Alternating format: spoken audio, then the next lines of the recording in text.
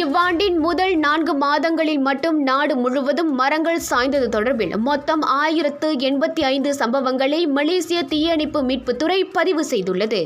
அதே சமயம் 2023ஆம் ஆண்டு நெடுங்கிலும் நாடு முழுவதும் 4828 மரங்கள் விழுந்த சம்பவங்கள் பதிவு செய்யப்பட்டதாக வீடமைப்பு ஊராட்சி அமைச்சர் ஞாங் ஓமிங் தெரிவித்தார்.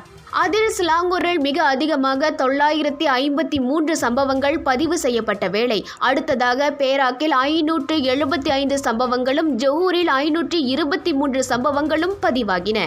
மரம் சாய்ந்த சம்பவங்களை குறித்து தகவல் வழங்கி ஊராட்சி மன்றத்துடன் ஒத்துழைத்து செயல்பட பொதுமக்களை வீடமைப்பு ஊராட்சி அமைச்சு ஊக்குவிக்கிறது. அதே சமயம் மரம் விழுந்து விபத்துக்குள்ளானால் பாதிக்கப்பட்டவர்கள் இழப்பீட்டுத் தொகைக்கான விண்ணப்பத்தை ஊராட்சி மன்றம் மூலம் சமர்ப்பிக்கலாம். எனினும் அவ்வாறு சமர்ப்பிக்கப்படும் விண்ணப்பங்கள் ஊராட்சி மன்றங்களால் நியமிக்கப்படும் காப்புறுதி நிறுவனங்கள் மேற்கொள்ளும் விசாரணைக்கு உட்பட்டதென நேற்று நாடாளுமன்றத்திற்கு வழங்கிய எழுத்துப்பூர்வ பதிலில் ஞாங் ஓமிங் குறிப்பிட்டுள்ளார்.